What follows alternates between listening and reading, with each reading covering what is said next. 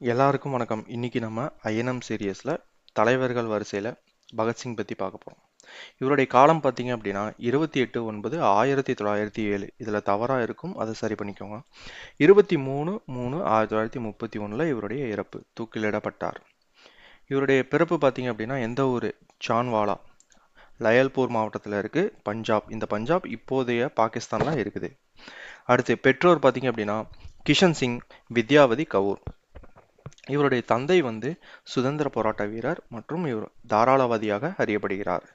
சிறப்பு பெயர் சாகித் இ அசாம் அப்படின்னு அழைக்கப்படுகிறார். இவர் தொடக்க கல்வியை எங்க படிச்சாரு அப்படின்னா தயானந்தா ஆங்கிலோ வேத பள்ளியில படிச்சாரு. இவருடைய கல்லூரி படிப்பு பார்த்தீங்க அப்படின்னா லாகூரில் உள்ள தேசிய கல்லூரியில படிச்சாரு. பகத்சிங் 14 வயசுல இருக்கும்போது ஜாலியன் வாலாபாக் படுகொலை நடந்துச்சு. ஜாலியன் வாலாபாக் படுகொலை எப்போ நடந்துச்சுன்னா 1919 நடந்துச்சு.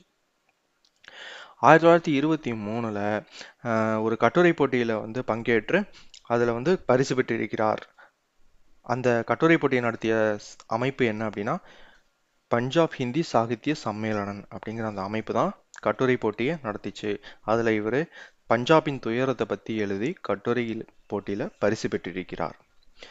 பத்திரிகை மற்றும் கட்டுரைகளில் வந்து இவர் வந்து என்னென்ன புனை பெயர்கள்லாம் பயன்படுத்துகிறாரு அப்படின்னா பலவந்த், ரஞ்சித், வித்ரோஹி அப்படிங்கிற அந்த பெயர்களை பயன்படுத்துகிறாரு. இவருடைய சுருக்க கட்டுரைகள் எந்தெந்த இதழ்களில் வெளியிடப்படுகிறது அப்படின்னா கீர்த்தி, இது ஒரு விவசாய இதழ். வீர் அர்ஜுன், இது ஒரு செய்தித்தாள். இவர் வந்து பல்வேறு அமைப்புகளில் இருந்திருக்கிறாரு. எந்தெந்த அமைப்பு அப்படின்னு பார்ப்போம். நவ்ஜவான் பாரத் சபா அல்லது பஞ்சாப் நவஜீவன் சபா அப்படின்னு அழைக்கப்படுகிறது. அந்த அந்த அமைப்பு வந்து எப்போ உருவாக்கப்படுது அப்படின்னா 1926. இதை உருவாக்கியவர் பகத்சிங். அடுத்து ஹிந்துஸ்தான் ரிபப்ளிக் அசோசியேஷன், ஹச்ஆர்ஏ. இந்த அமைப்பு எப்போ உருவாக்கப்பட்டது அப்படின்னா 1924. இதை உருவாக்கியவர்கள் ராம் பிரசாத் பிஸ்மில், சச்சிந்திரநாத் சன்யால், அதுக்கப்புறம் ஜோகேஷ் சந்திர சட்டர்ஜி. இவங்க தான் உருவாக்கியிருக்காங்க. இந்த அமைப்பிலும் இவர் உறுப்பினராக இருந்திருக்கிறாரு. அடுத்து ஹிந்துஸ்தான் ரிபப்ளிக் அசோசியேஷன் பற்றி இப்போ தான் பார்த்தோம். இது 1924 உருவாக்கப்பட்டது. யார் உருவாக்கியிருக்காங்க அப்படின்னா ராம் பிரசாந்த் பிஸ்மில், சச்சிந்திரநாத் சன்யால், அதுக்கப்புறம் வந்து ஜோகேஷ் சந்திர சட்டர்ஜி. இவங்களாம் வந்து சேர்ந்து உருவாக்கியிருக்கிறாங்க. இந்த அமைப்போட பெயர் மாற்றம் எப்போ நடைபெறுதுன்னா 1928 நடைபெறுது. யார் யார் பெயர் மாத்துறாங்க அப்படின்னா பகத்சிங் மற்றும் அவர்களுடைய நண்பர்கள் சேர்ந்து பெயர் மாத்துறாங்க. என்ன அந்த புது பெயர் அப்படின்னா ஹிந்துஸ்தான் சோசியலிஸ்ட் ரிபப்ளிக் அசோசியேஷன். அப்போ ஹச்ஆர்ஏ அப்படிங்கிறது வந்து எப்படி மாறுது அப்படின்னா ஹிந்துஸ்தான் சோசியலிஸ்ட் ரிபப்ளிக் அசோசியேஷன் அப்படின்னு பெயர் மாற்றம் செய்யப்படுது. இந்த ஹச்ஆர்ஏ அமைப்பு வந்து எங்க மறுசீரமைக்கப்படுது அப்படின்னா டெல்லியில மறுசீரமைப்பு செய்யப்படுகிறது. ஹிந்துஸ்தான் சோசியலிஸ்ட் ரிபப்ளிக் அசோசியேஷன்ல தலைவராக இருந்திருக்கிறார் பகத்சிங். ஆரம்ப காலத்துல உறுப்பினராக இருந்து பிற்காலத்துல தலைவராகவும் விளங்கியிருக்கிறார். பாரத மாதா கழகம். இந்த அமைப்பு 1907 பகத்சிங்கோட மாமாவான அஜித் சிங்கால உருவாக்கப்பட்டது. இந்த அமைப்பிலும் இருந்திருக்கிறார். அடுத்து பார்த்தீங்க அப்படின்னா சாண்டர்ஸ் படுகொலை 1928. இந்த 1928 அப்படிங்கிறது இரண்டாவது லாகூர் சதிவழக்கு அப்படின்னு அறியப்படுது. இது எதனால் நடந்துச்சு அப்படின்னு பார்ப்போம். Simon commission. சைமன் கமிஷனுக்கு எதிரான போராட்டம் எதுக்காக நடந்துச்சு அப்படின்னா 1919 இந்திய அரசு சட்டத்தை சீர்திருத்துவதற்காக உருவாக்கப்பட்ட கமிஷன் தான் சைமன் கமிஷன். இந்த சைமன் கமிஷன்ல வந்து ஒரு இந்தியர் கூட வந்து இடம்பெறலை. அதனால தான் வந்து சைமன் கமிஷனுக்கு எதிராக இந்தியா முழுக்க போராட்டம் நடந்தது. அப்போ லாகூர்ல போராட்டத்தை தலைமையேற்று நடத்தியவர் தான் லாலா லஜபதி ராய். அப்போ இந்த லாலா லஜபதி ராய் வந்து அடக்குமுறைக்கு உள்ளாக்கப்படுகிறார்.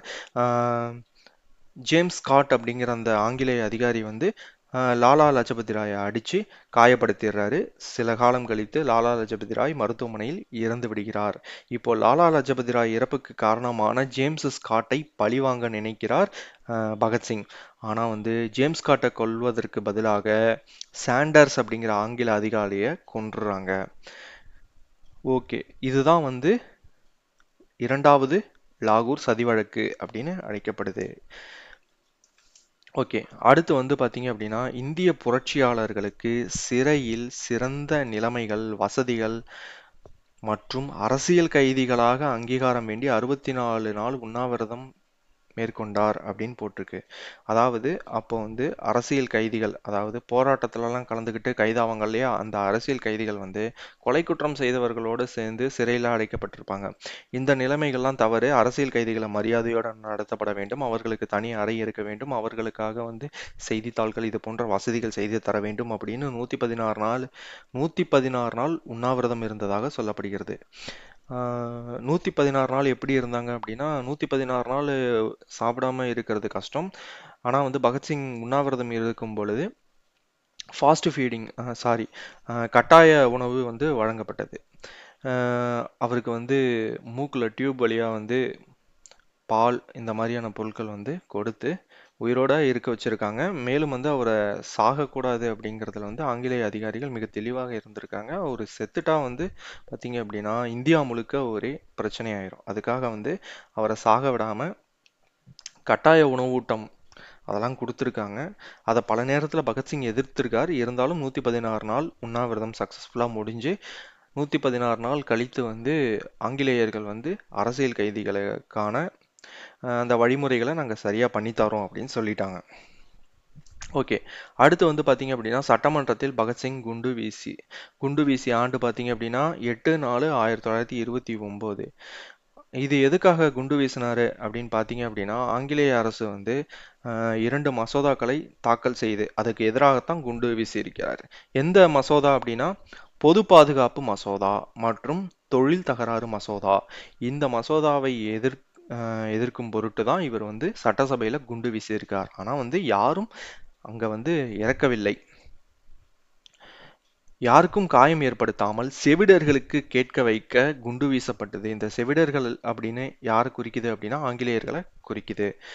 பகத்சிங் கூட இருந்தவர் குண்டு வீசும்போது யாரு அப்படின்னா பட்டுகேஸ்வர் தத் அப்படிங்கிறவர் இருந்தாரு. குண்டு வீசிட்டு இவங்க ஒரு முழக்கத்தை முழங்குறாங்க. என்ன அப்படின்னா இன்குலாம் ஜிந்தாபாத். இன்குலாம் ஜிந்தாபாத் அப்படின்னா புரட்சி வாழ்க, புரட்சி ஓங்குக அப்படிங்கிற அந்த மீனிங்ல வரும். ஓகே, அடுத்து வந்து இப்போ வந்து குண்டு வீசினதுக்காக யார் யாரெல்லாம் வந்து சேர்த்து கைது செய்யப்படுறாங்க அப்படின்னா ராஜகுரு, சுகதேவ், ஜதீந்திரநாத் தாஸ் இவங்கெல்லாம் வந்து கைது செய்யப்படுறாங்க. அவங்களோட சேர்த்து 21 பேர் வந்து கைது செய்யப்படுறாங்க. அடுத்து 7/10/1930 இவருக்கு வந்து மரண தண்டனை விதிக்கப்படுது.